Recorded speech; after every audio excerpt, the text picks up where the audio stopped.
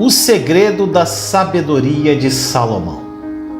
1 Reis 3,9 diz assim: Dá, pois, ao teu servo um coração cheio de discernimento para governar o teu povo e capaz de distinguir entre o bem e o mal, pois quem pode governar para este teu grande povo? Meu irmão, minha irmã, vamos dar uma olhada na vida de Salomão. Quando Salomão se tornou rei, ele era apenas um jovem de cerca de 18 anos e tinha grandes responsabilidades para ocupar o trono como sucessor do seu pai Davi. Salomão não estava cheio de sabedoria quando subiu ao trono pela primeira vez, mas ele estava claramente muito zeloso.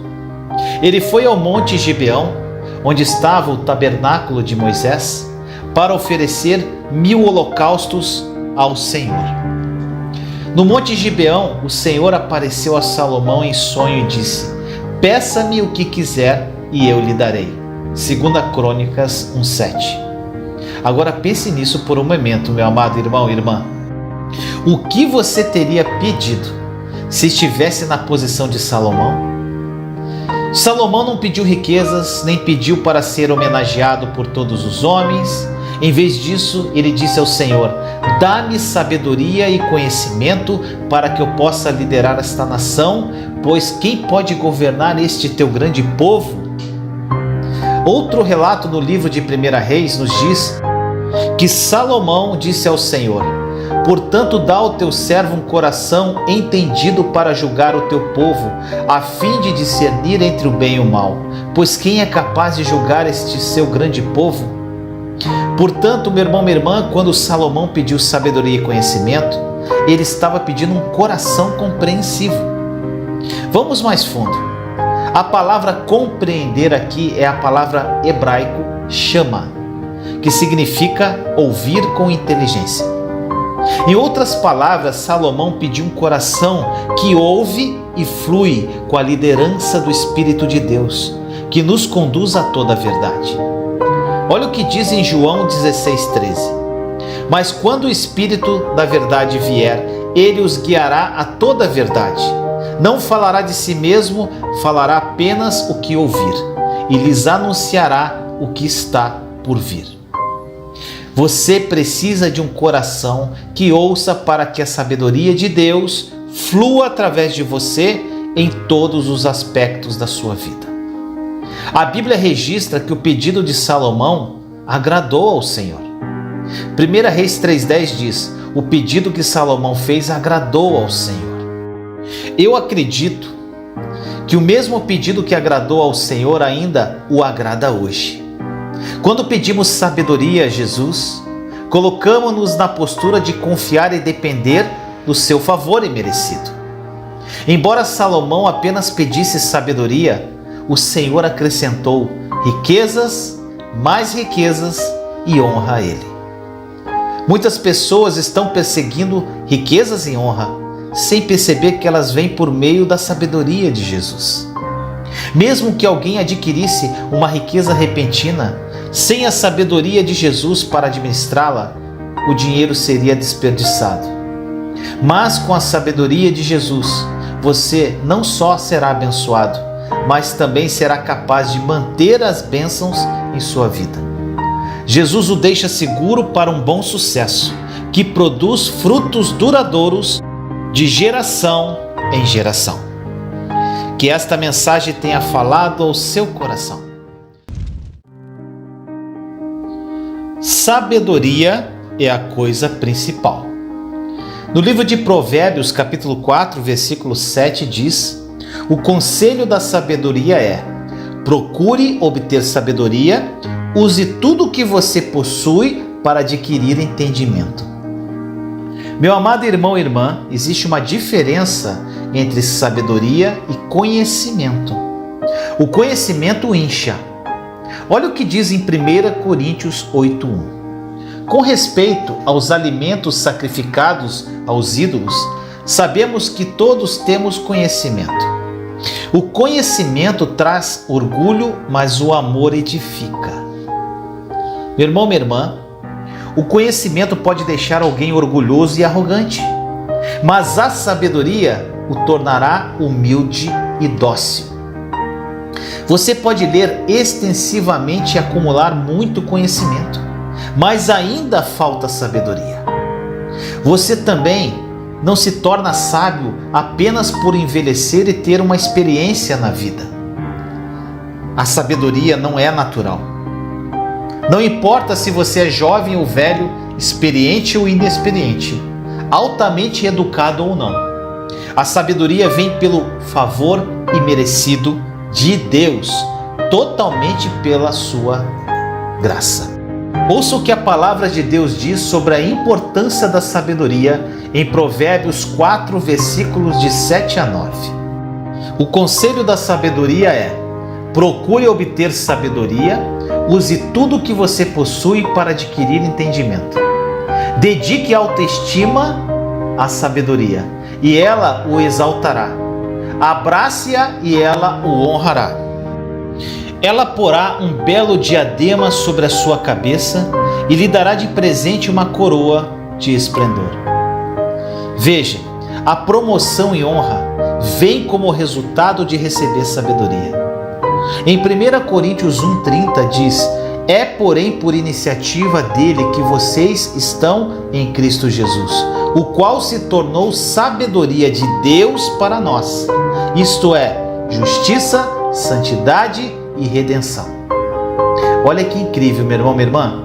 Cristo foi feito para nós sabedoria primeiro, depois justiça, santidade e redenção. Ou seja, a sabedoria vem primeiro. Ei, glória! Lembro-me de como a principal coisa pela qual eu orava todos os dias quando lancei o canal O Mundo Precisa Mais de Deus era para que a sabedoria de Deus me guiasse em toda a mensagem escrita e editada. Esse foi o meu foco. Eu não queria administrar o canal com meu próprio conhecimento. Eu queria depender da sabedoria de Jesus. Na verdade, foi durante esse tempo de crer na sabedoria de Deus que o Senhor abriu meus olhos para o Evangelho da Graça, sobre a verdade da nova aliança. O Evangelho da Graça que não é adulterado pela lei e pelas obras do homem, mas é baseado inteiramente na obra consumada de Jesus. Quando meus olhos foram abertos para o Evangelho do favor imerecido de Jesus, quando recebi profundamente a revelação da nova aliança e da sua obra consumada, vidas começaram a ser maravilhosamente mudadas e transformadas através do Espírito Santo pelas mensagens do canal. Foi sobrenatural. Sempre que as pessoas perguntam para mim: Vinícius, como seu canal cresceu tão rápido e continua crescendo? Minha resposta é clara e simples. Foi e é inteiramente pelo favor imerecido de Jesus. É pela graça dele. Sei que foi a graça e somente a graça que fez com que o canal tivesse um crescimento tão explosivo. Sei que ainda tem um grande caminho a percorrer, mas já tomei posse. Pela fé que o canal ultrapassará fronteiras e alcançará milhões de pessoas que ouvirão a mensagem da verdade da nova aliança. O mundo será impactado com as boas novas do seu favor imerecido. Você pode falar: Vinícius, é muita pretensão sua. Irmão e irmã, não assumo nenhum crédito por isso, porque essa sabedoria vem de Jesus e meu orgulho está nele e somente nele. Meu amado, deixe sua sabedoria conduzi-lo ao sucesso sobrenatural. Que esta mensagem tenha falado profundamente ao seu coração. O presente inestimável da justiça. No livro de Romanos, capítulo 3, versículo 20 diz: portanto, ninguém será declarado justo diante dele, baseando-se na obediência à lei, pois é mediante a lei que nos tornamos plenamente conscientes do pecado.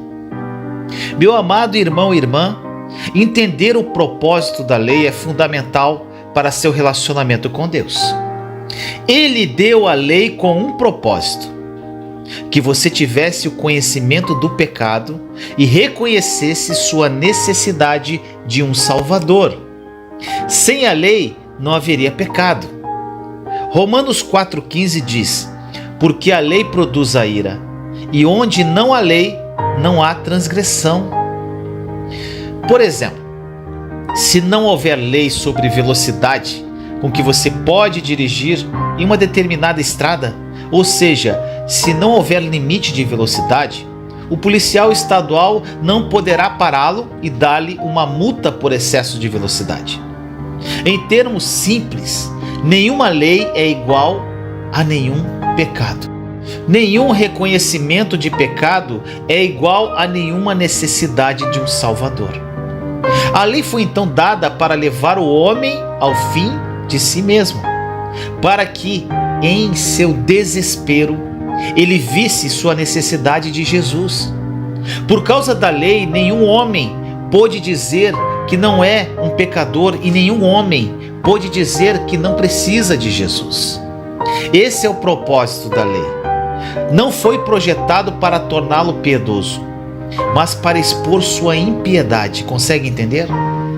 O que o diabo quer fazer é manter a lei sobre sua cabeça o tempo todo, para que você se sinta constantemente condenado e culpado. É assim que ele o mantém preso em um ciclo de derrotas. O diabo é um mestre legalista que constantemente lembra você de como você é indigno das bênçãos de Deus. Conhecido como o acusador dos irmãos. Olha o que diz em Apocalipse 12:10. Então ouvi uma forte voz do céu que dizia: agora veio a salvação, o poder e o reino do nosso Deus e a autoridade do seu Cristo, pois foi lançado fora o acusador dos nossos irmãos, que os acusa diante do nosso Deus dia e noite. Gente, aqui estão alguns dos seus ataques comuns. Olha como o inimigo trabalha. Ele fala assim: você se considera cristão? Você é um hipócrita. Esqueça a oração, Deus nunca ouvirá suas orações. Olhe para a sua vida. Como você ousa ter comunhão com Deus? Meu irmão, minha irmã, isso são mentiras, tudo mentira do diabo. Ele está usando a lei para torná-lo consciente de todas as suas deficiências. Mas por meio de Jesus Cristo, você não está mais sob a condenação da lei. O diabo foi desarmado pelo poder da cruz. Jesus, que não conheceu pecado, foi condenado por você na cruz. Por meio de Jesus Cristo, você agora é feito justo sem as obras da lei. Portanto, quando você ouvir a voz do acusador condenando você, lembre-se de que você é a justiça de Deus em Jesus Cristo.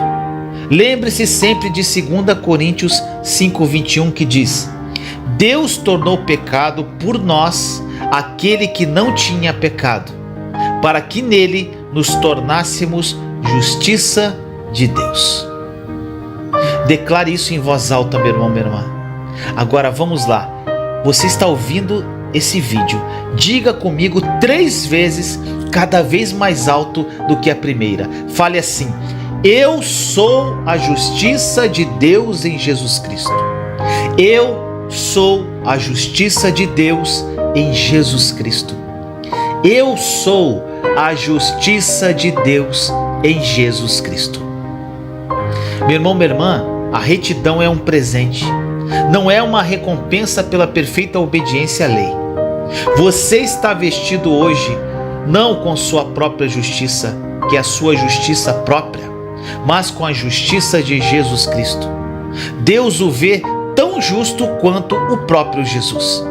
Esta é a sua posição permanente e eterna diante dele, por causa do que Cristo fez por você.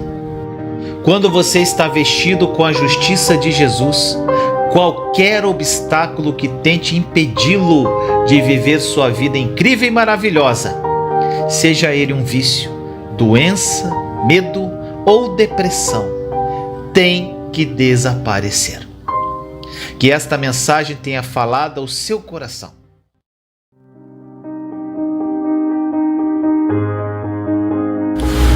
A corrida não é para o veloz. No livro de Eclesiastes, capítulo 9, versículo 11 diz: Percebi ainda outra coisa debaixo do sol. Os velozes nem sempre vencem a corrida. Os fortes nem sempre triunfam na guerra. Os sábios nem sempre têm comida. Os prudentes nem sempre são ricos. Os instruídos nem sempre têm prestígio, pois o tempo e o acaso afetam a todos. Meu irmão, minha irmã, o mundo diz a você que aqueles com qualificações, talentos e experiência conseguem empregos, promoções e altos salários. Não é assim? Embora você viva neste mundo como filho amado de Deus, você não precisa ser limitado por Ele. Você tem o favor de Deus, a sua graça imerecida. E nesta passagem de Eclesiastes, diz que a corrida não é para os velozes, nem a batalha para os fortes. Portanto, mesmo que você não seja o mais inteligente, o mais forte, o mais experiente ou o mais parecido com o natural, Deus ainda pode lhe dar bom sucesso quando você depende da sua graça. Em vez de meditar sobre suas desqualificações, esteja ciente do favor de Deus para com você. Sorria agora e diga: o favor de Deus está sobre mim, por causa de Jesus. Espero que coisas boas aconteçam comigo hoje. Meu amado, esteja ciente do seu favor. Acredite, confesse, e você vai experimentar. Mas algo muito importante: não fique sentado no sofá esperando de braços cruzados, esperando esse favor. Existe a parte que cabe a nós. No versículo anterior de Eclesiastes, em Eclesiastes 9:10, diz assim: o que as suas mãos tiverem que fazer, que o façam com toda a sua força, pois na sepultura, para onde você vai, não há atividade nem planejamento, não há conhecimento nem sabedoria. Não existe possibilidade de crescermos intelectualmente e nem nos transformarmos em pessoas melhores se não pararmos para pensar, para refletir, para medir algumas coisas que fazemos. Muitas vezes levamos a vida como diz Zeca Pagodinho: deixa a vida me levar. Mas depois lá na frente ficamos nos perguntando o porquê que determinadas coisas acontecem. É essencial pararmos para refletir em como economizamos algumas coisas que Deus nos dá. Como, por exemplo, existem pessoas que pegam o que Deus lhe confiou e simplesmente deixam para o outro dia. Existem pessoas que possuem a arma, possuem o poder de fazer acontecer agora, mas, por mais insano que seja, deixam para depois. Se temos a arma, o poder do conhecimento e entregamos tudo o que temos para as pessoas hoje, é possível que amanhã Deus possa nos regenerar, recuperar e colocar tudo de novo em nós. Consegue entender? Quanto mais damos, mais recebemos. Quem te garante que você estará vivo amanhã? Se você não entregar tudo o que tem hoje, quem te garante que você vai poder entregar amanhã? Se, por exemplo, eu não entregar o que tenho dentro de mim agora para as pessoas, quem me garante que elas me ouvirão amanhã? Os nossos problemas nos cegam de tal forma que perdemos o equilíbrio emocional. Não conseguimos acreditar no óbvio e não vemos um palmo à frente dos nossos olhos. Ficamos tão desesperados que acreditamos em qualquer coisa. Existem pessoas que estão há 20 anos na igreja e quando enfrentam um problema ficam desesperados e passam a acreditar até no que a cartomante falou. As emoções governam o teu mundo espiritual porque debaixo de uma influência emocional que te desordena e o deixa fora de ordem, você procura qualquer coisa para sair daquela aflição. É impossível ganhar qualquer coisa sem treinar, meu irmão, minha irmã. Não existe ser humano ruim, existe ser humano que ainda não treinou. A pior coisa que você pode fazer com o ser humano é tirá-lo de um problema sem ensinar para ele como você fez. Vou dar um exemplo. A pessoa está endividada e vai pedir a sua ajuda. A pior coisa que você pode fazer é simplesmente dar o dinheiro que essa pessoa está precisando. Você vai resolver um problema que vai voltar novamente. E aí o que acontece? Ela vai pedir para você novamente ou para outra pessoa. E acabou que você não mostrou como se resolve. Todo problema que você não souber ensinar para a pessoa como resolver, simplesmente não se meta, meu irmão, minha irmã. Agora, se você pode ensiná-lo como resolver, ensine. Porém, não resolva diretamente, pois as pessoas precisam aprender a sair dos seus problemas. Faça isso com seus filhos, será muito eficaz para o futuro deles. Existem pessoas que sabem como fazer, mas ficam com preguiça ou acham que não é a melhor oportunidade. Outras estão distante da pessoa certa e fazem a coisa errada. Ainda existe aqueles que escutam claramente, mas se Deus não desenhar, essas pessoas não sabem o que fazer. Vão na igreja todos os dias, escutam a palavra e sabem o que tem que fazer, porém chega lá fora e fazem tudo errado. Quem te abre as portas e te dá as oportunidades é Deus, mas as atitudes perante tudo isso é de sua responsabilidade. Você precisa decidir o que fazer com as armas que Deus dá na sua mão. Como pode uma coisa ser o seu sonho e você nunca ter feito qualquer esforço para tentar realizá-lo? Sabe o que é isso, meu irmão, minha irmã? O nome disso é preguiça e comodismo. As desculpas de estar ocupado não colam com Deus, pois Ele te conhece profundamente. Deus ama ver a disposição do seu coração para realizar o que Ele está pedindo para fazer. Não adianta fazer tudo certo e deixar algo da fundação mais ou menos. Coloque na sua cabeça, se é para fazer, eu vou fazer hoje com excelência. Tudo que você atira, em nome de Deus, Ele repõe. Recarrega para você continuar o que Ele mandou fazer. É tudo ou nada. Se você só tentar uma vez, saiba que o milagre não vai acontecer. A vitória não vai chegar, meu irmão, minha irmã. É preciso de persistência. Se doe inteiramente, esteja sempre disposto para aquilo que Deus pede, pois Ele nos capacita e faz coisas impossíveis aos olhos humanos.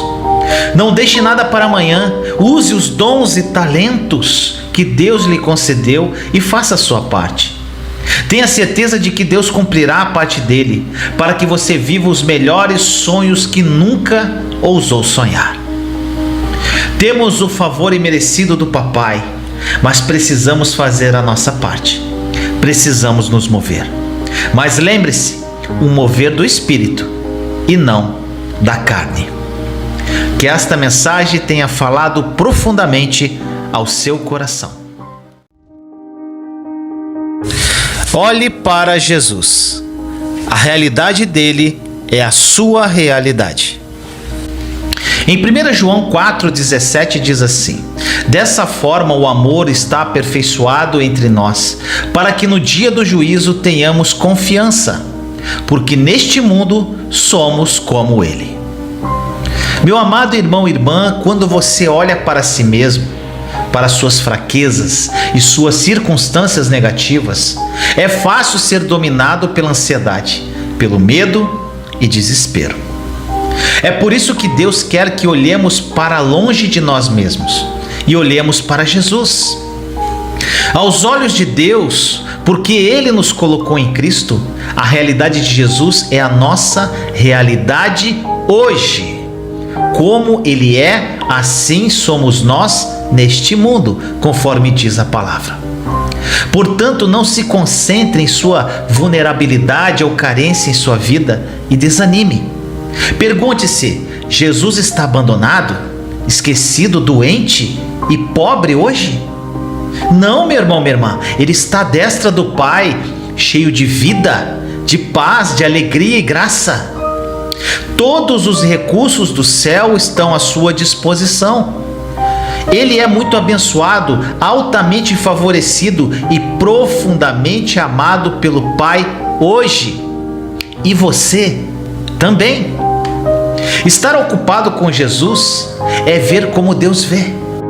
E quando você ver como Deus vê, você também verá a graça e o suprimento do Senhor engolir todas as carências da sua vida. Mas Vinícius, eu estou cheio de problemas. Meu amado irmão e irmã, é impossível você viver a realidade de Jesus olhando para as suas circunstâncias. Entendo o quanto é difícil tirar os olhos do que os nossos olhos naturais nos apresentam. Mas é essencial que façamos isso para vivermos os sonhos perfeitos de Deus. Lembro-me do início do meu deserto, onde minhas circunstâncias eram péssimas. Não consegui de imediato tirar os olhos delas, mas de fé em fé, de glória em glória, um dia de cada vez, aprendi a olhar somente para Jesus. Isso requer um esforço da sua parte. Mas, amado, o único esforço que você precisa fazer é entrar no descanso dele. Algo que mudou muito a minha vida foi quando entendi onde eu estou.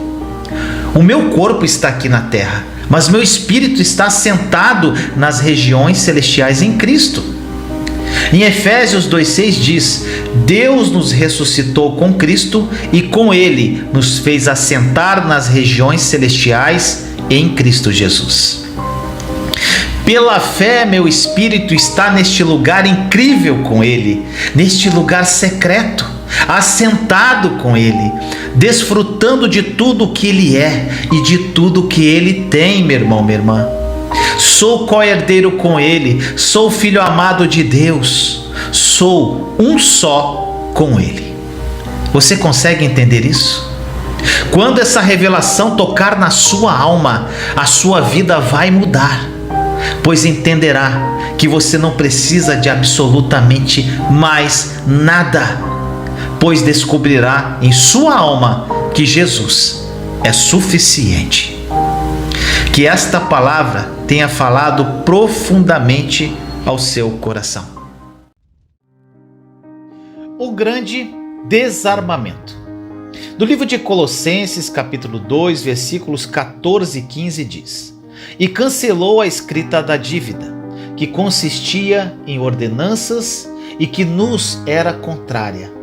Ele a removeu, pregando-a na cruz, e tendo despojado os poderes e as autoridades, fez deles um espetáculo público, triunfando sobre eles na cruz.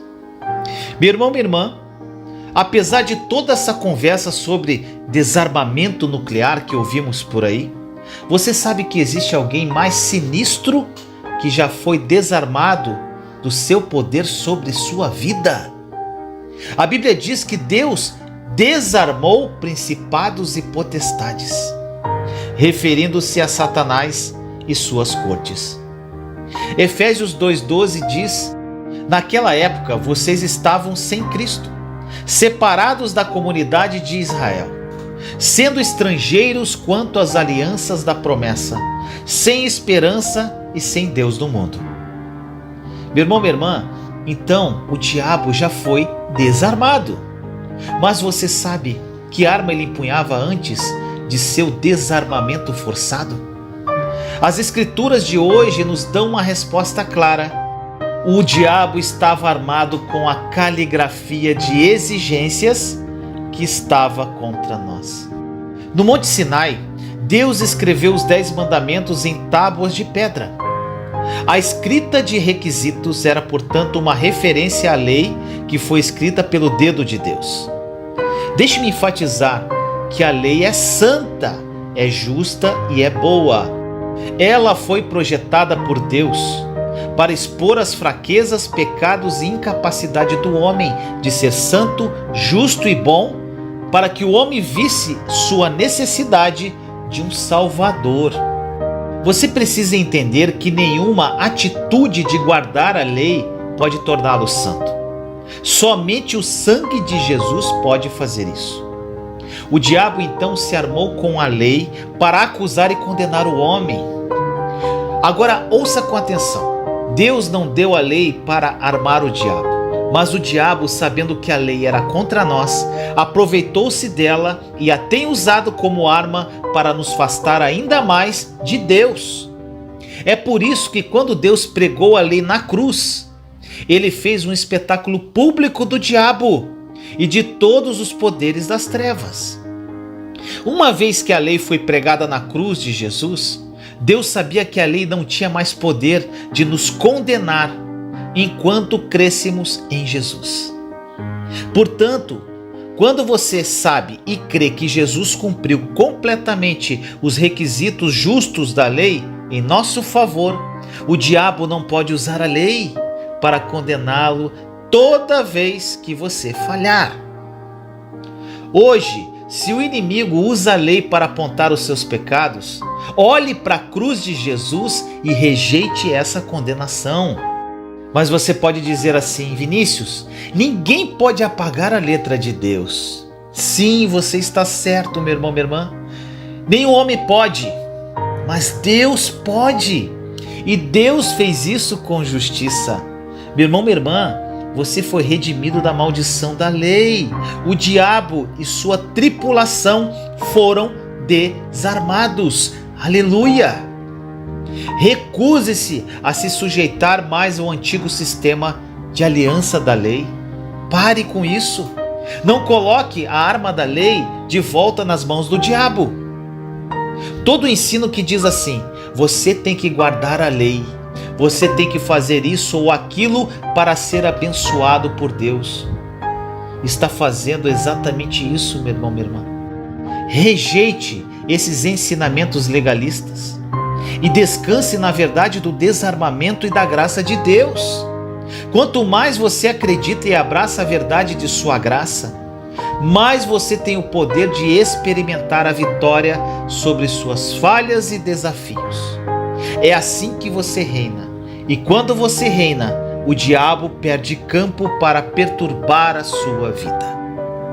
Que esta palavra tenha falado profundamente ao seu coração.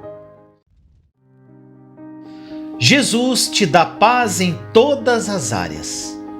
No livro de Juízes, capítulo 6, versículos 23 e 24 diz: Disse-lhe, porém, o Senhor: paz seja com você.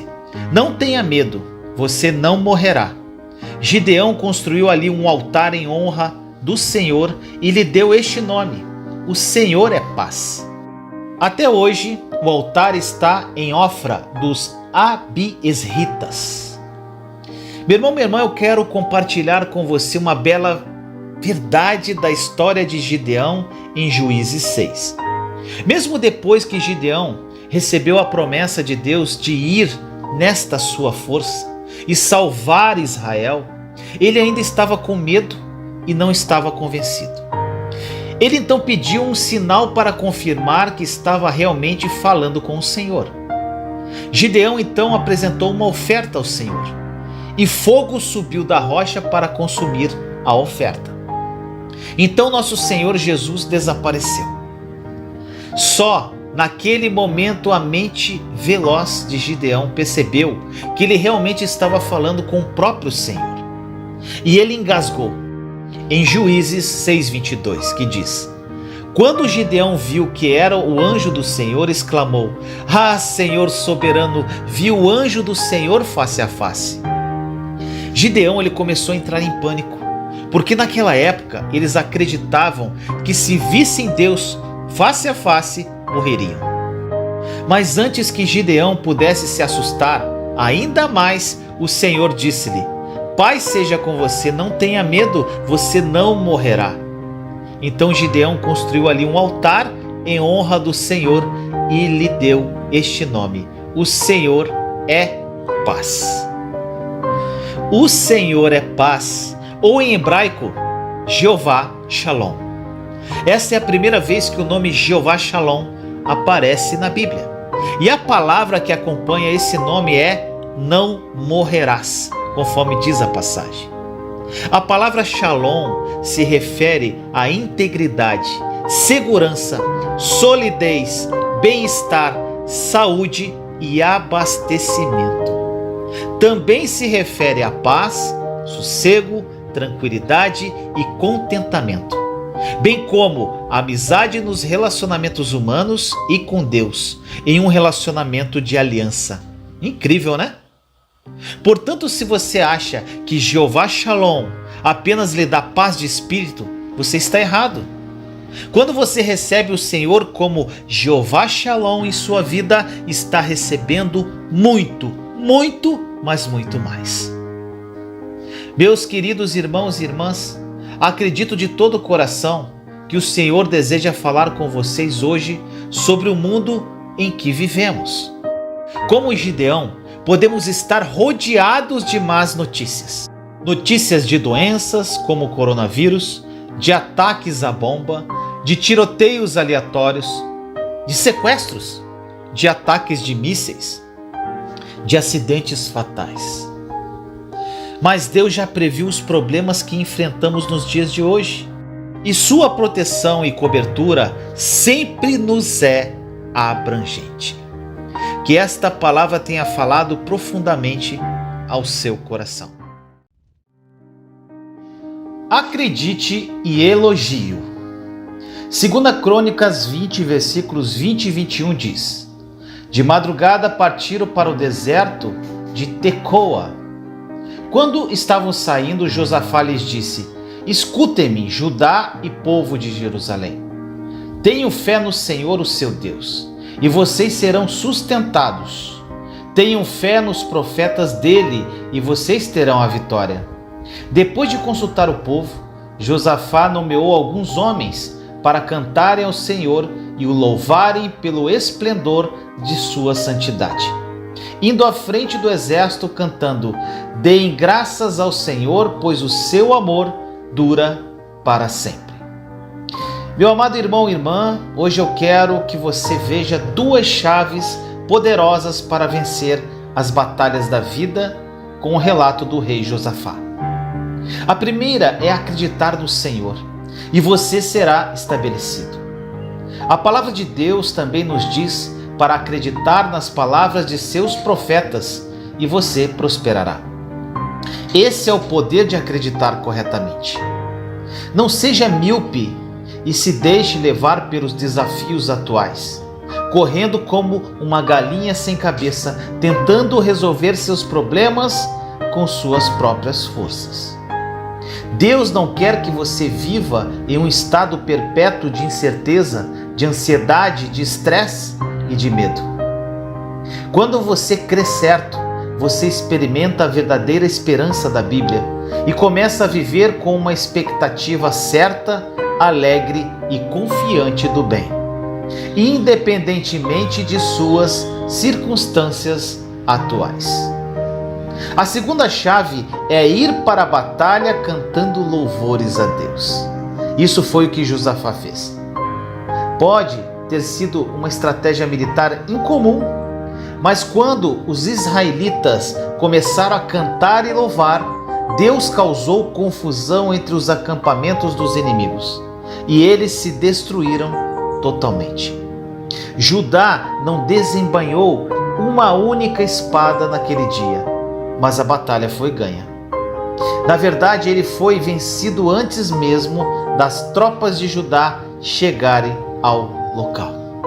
Em 1 Crônicas 16, versículos 7 e 34 diz: Deus deliberadamente registra para nós as palavras com as quais o povo de Judá o louvou. Louvado seja o Senhor, porque a sua misericórdia dura para sempre. O Salmo 118 começa e termina com este mesmo refrão.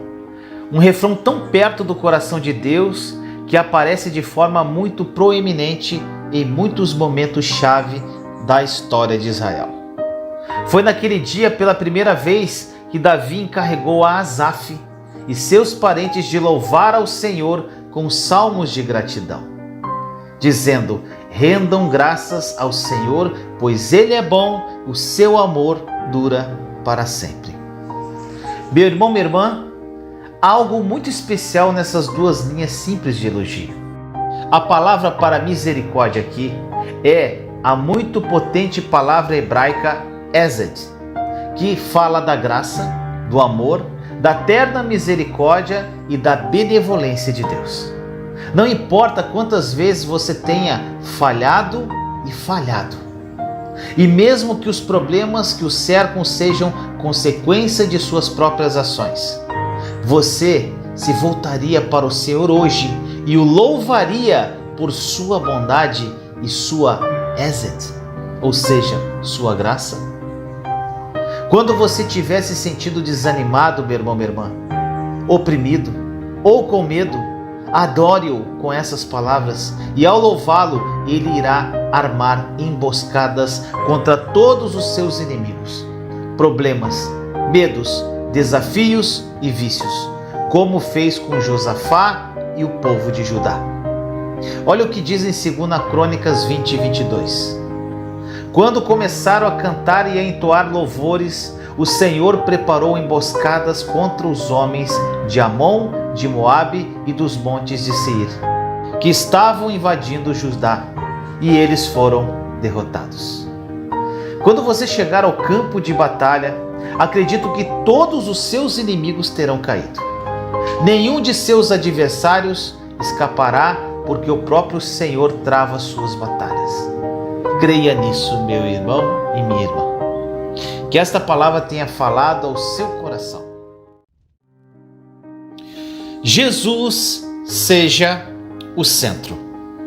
Do livro de Lucas, capítulo 24, versículos 25 e 26 diz: Ele lhes disse: Como vocês custam a entender e como demoram a crer em tudo o que os profetas falaram. Não devia o Cristo sofrer estas coisas para entrar na sua glória? Meu amado irmão e irmã, uma passagem maravilhosa está em Lucas 24, onde o Espírito Santo registra para nós o encontro que Jesus teve com os 2 discípulos na estrada para Emaús, no primeiro dia da sua ressurreição. Com o coração pesado, entristecido e em estado de choque, eles falaram sobre como Jesus, a quem eles tinham grande estima, havia sido levado pelos líderes religiosos, condenado à morte e crucificado. Leia a história completa e observe como os 2 discípulos foram pegos com sua própria compreensão dos eventos que haviam ocorrido e com seus pensamentos sobre a redenção de Israel. Como resultado, eles ficaram abatidos, decepcionados e deprimidos. Isso é o que acontece quando a verdade sobre Jesus está ausente de nossas mentes. Os discípulos esperavam que Jesus fosse aquele que redimiria Israel. Para eles, Jesus era simplesmente um meio para um fim. Eles estavam mais convencidos com a redenção de Israel do que com o próprio Redentor. Não admira que estivessem deprimidos. Jesus nunca pode ser simplesmente um meio para um fim. Não importa o quão nobre seja esse fim. Precisamos estar ocupados com Ele e permitir que tudo gire em torno dele, enquanto Ele toma lugar central em nossas vidas. Os discípulos ficaram abatidos porque não acreditavam do que a palavra de Deus havia profetizado sobre o sofrimento e a ressurreição de Jesus. Se eles tivessem acreditado e entendido que os eventos nos últimos 3 dias foram todos orquestrados por Deus e que a cruz era o seu grande plano de redenção para salvar todos os homens, eles teriam se regozijado com fé, com amor e com esperança. Eles estariam ansiosos por seu reencontro com o Cristo ressuscitado, em vez de estarem tão introvertidos e desanimados. Mas por causa de suas crenças erradas, eles ficaram desiludidos e foram mentalmente derrotados. Meu irmão, minha irmã, se você está se sentindo com medo, ansioso ou deprimido hoje, faça uma verificação rápida. O que está em sua mente? Com o que o seu coração está ocupado? Seus pensamentos estão cheios de fé em Jesus, o pastor de sua vida, ou estão cheios de apreensões sobre o futuro, medo sobre sua situação atual e preocupação excessiva? Meu amado, dê a Ele um lugar central, por acreditar que Ele é a resposta para tudo o que você precisa na vida. E comece a caminhar em uma nova medida de sua paz, alegria e liberdade. Que esta palavra tenha falado ao seu coração. Não é o fim quando o Senhor está com você. No livro de Gênesis, capítulo 39, versículo 3 diz: Quando este percebeu que o Senhor estava com ele e que o fazia prosperar em tudo o que realizava.